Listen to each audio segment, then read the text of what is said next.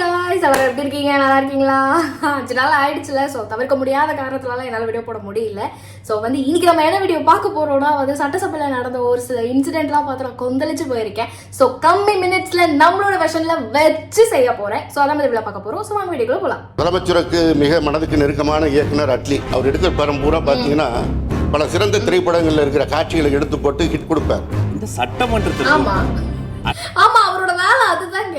வேற என்னங்க பண்ணுவாரு? அது மட்டும் இல்லாம விஜய் எனக்கு நெருக்கமானது சொல்றீங்களே, எனக்கு அப்படி ஒன்றும் தெரியல. அப்படியே இருந்தாலும் உங்களுக்கு நெருக்கமான மாதிரிதான் எனக்கு தெரியுது. ஏன்னா சட்டசபைக்கு வந்துட்டு என்ன பேசணும்னே தெரியாம அட்லி எடுத்த அதாவது ரொம்ப அண்ணன் நடிச்ச படத்தை உட்காந்து பார்த்துட்டு வந்துட்டு அதை அந்த அட்லி வாசனை வீசுது பாத்தீங்களா அந்த சட்டசபையில. அதுதான் இருக்கிற அட்லி அவர்களுக்கும் என்ன காலங்கள் மாறும் காட்சிகள் மாறும் என்றார். இந்த சட்டமன்றத்தை பாருங்கள், காலங்கள் மாறிவிட்டது, காட்சி மாறிவிட்டது. இன்னும் நீ அதே திரைய புடிச்சினே இருந்ததுன்னா நீ தரையில கூட நிக்க முடியாது. சட்டது எனக்குலாம் எப்படி இவங்கெல்லாம் உள்ள உட்காந்து பேசுறாங்கன்னே எனக்கு தெரியல. எந்த இடத்துக்கு எம்எல்ஏ கூட எனக்கு தெரியல இந்த ஆளுங்க. இந்த சீன்ல நடக்கும் போது நல்ல லைவ் கட் பண்ணிட்டாங்க கைஸ். இல்லனா பசங்க எகிரிட்டு போயிருப்பாங்க. இந்த பக்கம் பேச தெரியாமல் இல்லை. வெற்றி தலைவரின் கடைக்கன் பார்வைக்காக அந்த ஒரு பார்வைக்காக தான் ரீட்டிங் கட்டுப்பட்டு அண்ணன் கண்ணை காமிச்சாரு. சிஎம் கண்ணை காமிச்சாருன்னா அவ்வளவுதான். இனிமேலும் ஒழுக்கத்தோடு இருக்கும். ஆமா, அதே சபை ஒழுக்கத்தையும் ஒத்துழைப்பையும் அனைத்து கட்சி தோழர்களும் உங்கள் மூலமாக கேட்டுக்கொள்கிறேன். சீரியஸா மனுஷன் பாக்குற வரைக்கும் தான் ரோஜா பூ மலர்ந்து வந்துகிட்டு இருக்கு. இல்லனா அவ்வளவுதான். தமிழ் தாய் வாழ்த்தை முதலில் பாட வேண்டும், அவை நிறைவின் போதுதான் தேசிய கீதம் பாட வேண்டும் என்கின்ற மரபு தமிழ்நாட்டிலே கடைபிடிக்கப்பட்டு வருவது.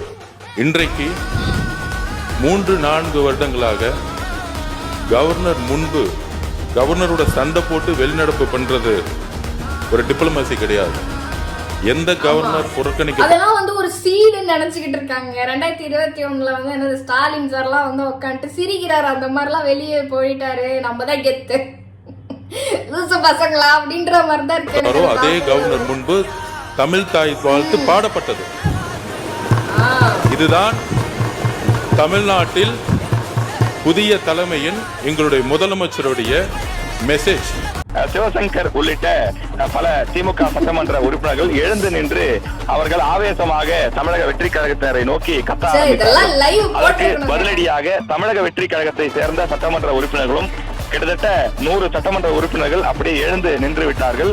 எழுந்து நின்று அவர்களும் பதிலுக்கு ஆவேசமாக கத்த, பதிலுக்கு பதில் திமுக தமிழக வெற்றி கழகம் இருவரும் ஒருமையில் மாறி மாறி திட்டிக் கொள்ளக்கூடிய வகையில் ஏய் ஏய் என்பது போல அவர்கள் பேசிக் கொண்டிருந்தார்கள். இறுதியில ராயபுரத்தை சேர்ந்த எம்எல்ஏ, தமிழக வெற்றி கழகத்தின் ராயபுரம் எம்எல்ஏ அடிக்க பாய்வது போல கடைசி வரிசையிலிருந்து முன்னோக்கி அவர் ஓடி வந்தார். அடிச்சிருந்தாதான் பொட்டி பாப்பா உட்காந்துருப்பாங்க. நினைச்சு பாருங்க, நம்மளாம் ஒண்ணும் கை வைக்க மாட்டோம், நம்மளாம் பேச மாட்டோம், நம்மளாம் அமைதியா இருப்போம். ஏன்னா நம்ம அண்ணன் அமைதியா இருக்கிறதுனால நம்ம அமைதியா இருக்க வேண்டியதா இருக்கு. நம்ம அண்ணன் மட்டும் பேச ஆரம்பிச்சிட்டாரு, கண்ணை செயலா காமிச்சிட்டாருன்னு வச்சுக்கோங்க, அவ்வளவுதான். உங்களுக்கும் எங்களுக்குமான வாக்கு வித்தியாசம் 17 லட்சம் தான். துறை அமைச்சர் அவர்கள் தமிழக வெற்றி கழகம் தனித்து நின்று பெற்ற வாக்குகளையும் திராவிட முன்னேற்ற கழகம் பல கட்சி கூட்டணிகள் உடன் பெற்ற வாக்குகளையும் ஒப்பிடுவது மிக மிக பொருத்தமாக இருக்காது. உங்களுக்கும் எங்களுக்குமான வாக்கு வித்தியாசம் 17 லட்சம். உங்களுக்கும் எங்களுக்குமான வாக்கு வித்தியாசம் 17 லட்சம் தான்.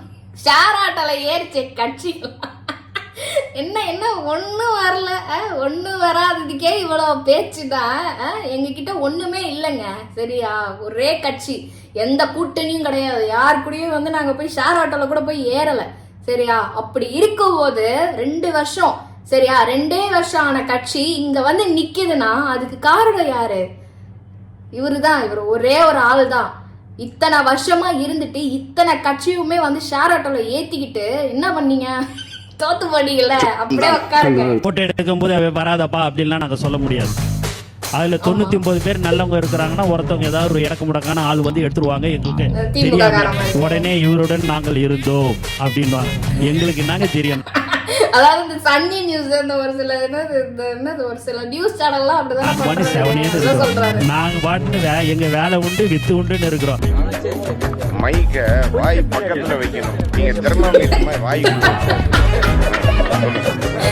ஐயோ அதுதான் விட்டா வாய்க்குள்ளே விட்டுருவாங்க போல இருக்கு. அப்படிதான் அவர் பண்ணிட்டு இருக்காரு எல்லா நியூஸ்காரர் பைக். பாருங்க திமுக காரங்களா கட்டின பில்டிங்ஸ் என்ன இடிஞ்சு விழுது. என்ன கையாலே நசுக்கிறாருங்க. ஆரஞ்சு பழமா என்ன கையாலே நசுக்கிறாங்க. என்னடா என்னடா கடவுளே. பேட்ச் பண்ணா கூட அது பேட்சாவா போல இருக்கு. கடவுளே. மாசி நகரில் உள்ள முன்னாள் அமைச்சர் செந்தில் பாலாஜியின் வீட்டிற்கு காவல்துறையினர் திடீரென வந்துள்ளனர். கூடுதல் தகவல்களை செய்தியாளர் சரவணகுமார் வழங்க கேட்கலாம். செந்தில் பாலாஜி அமலாக்கத்துறை, சிபிஐ போன்ற மத்திய புலனாய்வு அமைப்புகளிடம் எல்லாம் வந்து ஒரு வழக்கு இருக்கிறது. அதே போல கரூர் கூட்ட நெரிசல் வழக்கு தொடர்பாகவும் இந்த சிபிஐ அவரிடம் வந்து விசாரிக்க இருக்கிறது. அது இது சாட்சி என்ற சம்மன் அடிப்படையில் அவரிடம் விசாரணை நடத்தப்பட்டிருக்கிறது.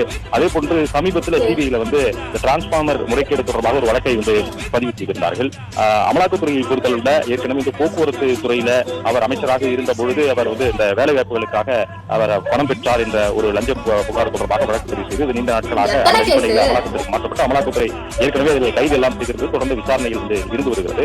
இந்த நிலையில் அவருடைய வீட்டிற்கு திடீரென சில அதிகாரிகள் விசாரணைக்கு வந்திருக்கிறார்கள். வீட்டிற்கு முன்பாக போலீசார் வந்து நின்று விசாரணை மேற்கொண்டிருக்கிறார்கள்.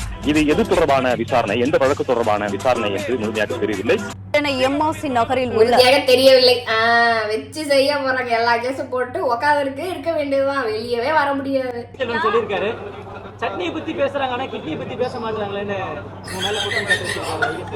வைகை செல்வன் சொன்னது என்னன்னு தெரியல. அவர் அவைக்கு வெளியில பேசலாம். அவைக்கு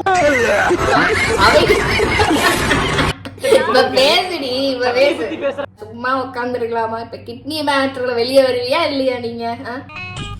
முதல்வரை உருவகேலி செய்த திமுக எம்எல்ஏ.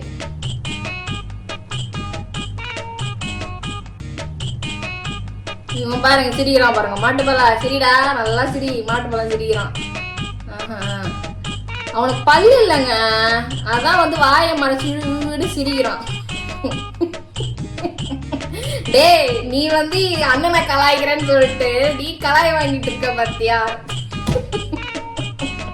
என்ன கைஸ், எனக்கு இவனை பார்த்தாதான் கைஸ் சிரிப்பா வருது எனக்கு.